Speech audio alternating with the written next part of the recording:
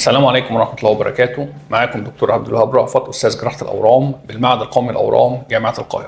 استكمالا عن حديثنا عن أورام القولون، الفيديو النهاردة إن شاء الله تعالى هنتكلم فيه عن إيه هي الأعراض اللي بتحصل في حالات أورام القولون ودي لازم ناخد بالنا منها. أعراض أورام القولون بتختلف على حسب كل مريض وعلى حسب حجم الورم وعلى حسب مرحلة الورم. أحيان كتير جدا الأعراض دي ما بتبقاش موجودة أو ما بتبقاش ظاهرة، خصوصا في المراحل المبكرة أو المراحل الأولى من الورم، وللأسف ده اللي بيخلي ناس كتير جدا تتأخر في التشخيص.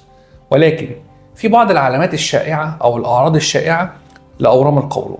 هم 3 أعراض هنتكلم فيهم النهاردة إن شاء الله. الأعراض دي ممكن تحصل مع بعض وممكن كل عرض يحصل لوحده، تحصل بصورة منفصلة يعني. العرض الأولاني نزيف من فتحة الشرج.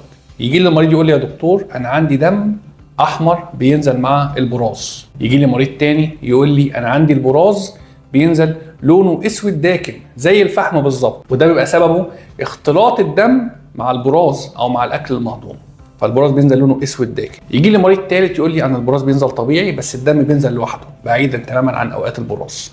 كل دي بنسميها نزيف من فتحة الشرج، ودي تعتبر من اهم اعراض اورام القولون. ايه العرض التاني؟ العرض التاني يجي لي مريض يقول لي انا عندي امساك مزمن، عندي بطء في حركه الامعاء، بيجي لي انتفاخ في بطني بعد ما باكل. العرض الثالث اللي ممكن يحصل ان المريض بيجي له وجع في بطنه بيروح ويجي مش بشكل مستمر، بيجي لي يقول لي يا دكتور انا بعد ما باكل بساعتين بطني بتتقطع وبعد كده بترتاح.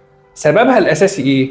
القولون زي ما قلنا قبل كده عامل زي الخرطوم، البراز بينزل عن طريق حركه الامعاء اللي هي الحركه الدوديه، اللي فوق بتنقبض واللي تحت بتنبسط عشان البراز ينزل في اتجاه فتحة الشرج. لما البراز بيقابل الورم بيبدأ زي بالبلدي كده نقول يحشر نفسه من حوالين الورم عشان يعرف يعدي، وده اللي بيسبب الوجع عند المريض. في بقى سؤال مهم جدا لازم نتكلم فيه بتفصيل شوية، هو ايه هو علاقة الأنيميا بأورام القولون؟ خلي بالكم الأنيميا تعتبر من الأعراض المخفية لأورام القولون.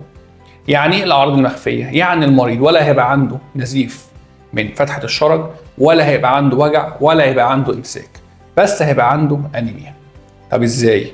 الورم في القولون خصوصا في الحته اسمها السيكم اللي هو بدايه القولون الصاعد، هنا البراز بيبقى ما تكونش بنسبه 100%، وبالتالي لو في كتله في المنطقه دي ولا هتعمل امساك ولا هتعمل وجع، بس الورم هنا بينزف، والنزيف برضه مش هيوصل لفتحة الشرج لأن المسافة طويلة جدا من بداية القولون الصاعد لغاية فتحة الشرج. احنا عندنا الطول الكامل للقولون الصاعد والمستعرض والنازل، القولون الحوضي والمستقيم والقناة الشرجية، مسافة تقدر حوالي ب 140 سم، ودي مسافة طويلة جدا.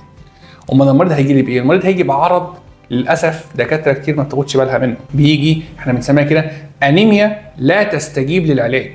المريض عنده نقص في الهيموجلوبين نتيجة النزيف، ينقل دم مش هيستجيب، ياخد حقن حديد، ياخد برشام حديد، ياخد حتى فوار حديد او ياخد اي علاجات تانية للانيميا، الانيميا ما بتستجيبش للعلاج، بالعكس دي بتزيد. هنا بقى لازم المريض يعمل منظار قولوني عشان نطمئن على الجدار الداخلي للقولون كله، بالاخص القولون الصاعد او بداية القولون الصاعد اللي هو السيكم. ان شاء الله في الفيديو الجاي هنتكلم مع حضراتكم بالتفصيل عن الفحوصات المطلوبة واللي دايما بنطلبها عشان نوصل بدقة لتشخيص أورام القولون وتشخيص مرحلة الورم. رسالتي الأخيرة لحضراتكم وبالأخص لمرضى أورام القولون، لكل مريض أورام قولون، متابعتك المستمرة مع الدكتور مش رفاهية، دي أمانك. كل فحص وكل زيارة دي حماية لحياتك، وربنا يتمم شفاكم على خير.